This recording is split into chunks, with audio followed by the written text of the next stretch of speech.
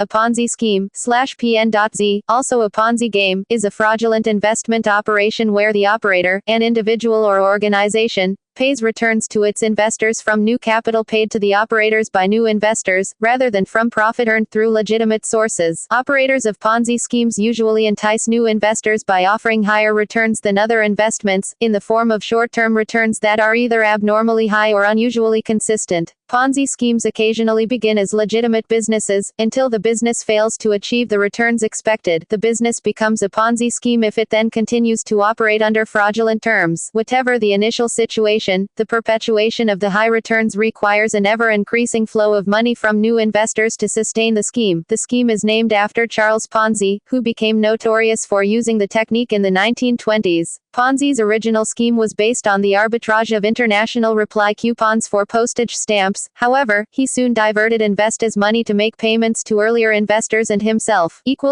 Characteristics Typically, well above average returns are promised on the original investment, and vague verbal guises such as hedge futures trading, high-yield investment programs, or offshore investment might be used. The promoter sells shares to investors by taking advantage of a lack of investor knowledge or competence, or using claims of a proprietary investment strategy which must be kept secret to ensure a competitive edge. Ponzi schemes sometimes commence operations as legitimate investment vehicles, such as hedge funds. A wide variety of investment vehicles or strategies, typically legitimate, have become the basis of Ponzi schemes. For instance, Alan Stanford used bank certificates of deposit to defraud tens of thousands of people. Certificates of deposit are usually low-risk and insured instruments, but the Stanford CDs were fraudulent. Initially, the promoter will pay out high returns to attract more investors, and to lure current investors into putting in additional money. Other investors begin to participate, leading to a cascade effect. The return to the initial investors is paid out of the investments of new entrants, rather than solely from profits. Often the high returns encourage investors to leave their money in the scheme, with the result that the promoter does not have to pay out very much to investors, he simply has to send them statements showing how much they have earned. This maintains the deception that the scheme is an investment with high returns. Promoters also try to minimize withdrawals by offering new plans to investors, often where money is frozen for a longer period of time, in exchange for higher returns. The promoter sees new cash flows as investors are told they cannot transfer money from the first plan to the second. If a few investors do wish to withdraw their money in accordance with the terms allowed, their requests are usually promptly processed, which gives the illusion to all other investors that the fund is solvent. Unraveling of a Ponzi scheme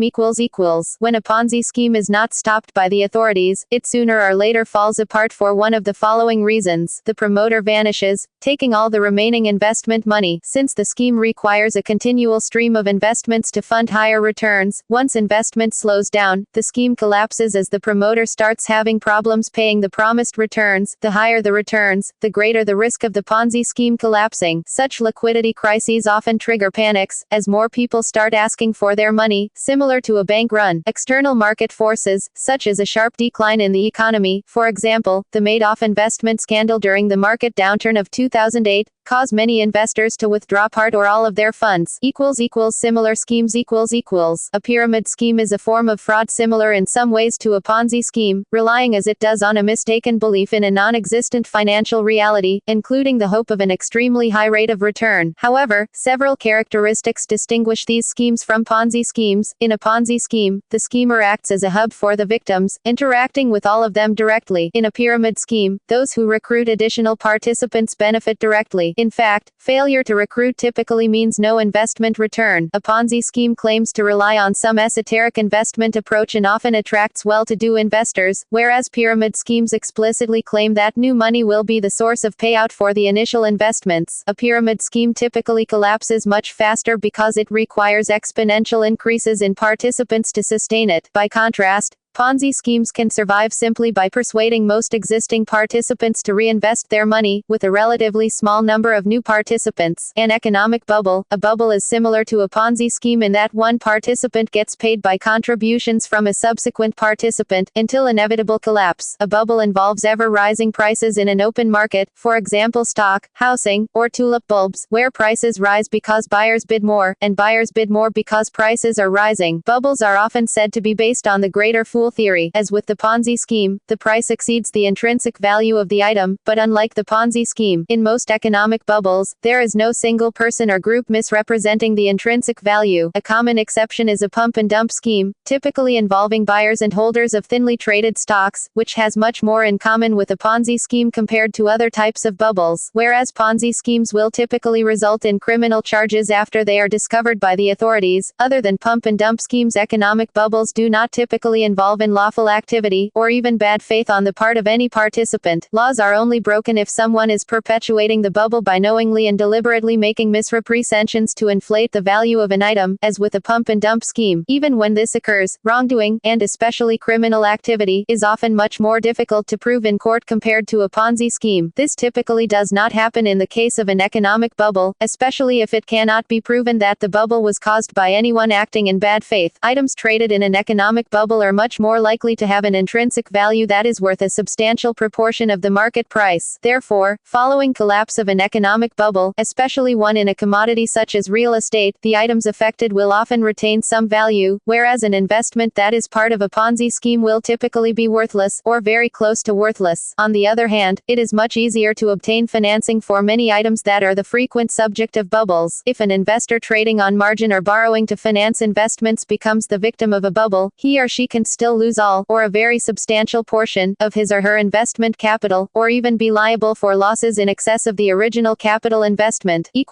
See also Black Friday, 1869, also referred to as the Gold Panic of 1869, Bucket Shop, Stock Market, Get-Rich-Quick Scheme, List of Ponzi schemes, Madoff Investment Scandal, Matrix Scheme, Pump and Dump, Tulip Mania, White Collar Crime, Hustle, TV Series, United States Postal Inspection Service, references, further reading, Dunn, Donald, 2004, Ponzi, The Incredible True Story of the King of Financial Cons, Library of Larceny, Paperback, New York, Broadway, ISBN 0-7679-14996, Frankel, Tamar, 2012, The Ponzi Scheme Puzzle, A History and Analysis of Con Artists and Victims, USA, Oxford University Press, ISBN 0199926611, Schneps, Leila and Kolmez, Corley, 2013, Math on Trial, How Numbers Get Used and Abused in the Courtroom, Basic Books, ISBN 978-0-465-03292-1, CS1 maint, Uses Authors Parameter, Link, 8th Chapter, Math Error Number 8, Underestimation, The Case of Charles Ponzi, American Dream, American Scheme, Zuckoff, Mitchell, 2005, Ponzi's Scheme, The True Story of a Financial Legend, New York, Random House, ISBN 1-4000-6039-7,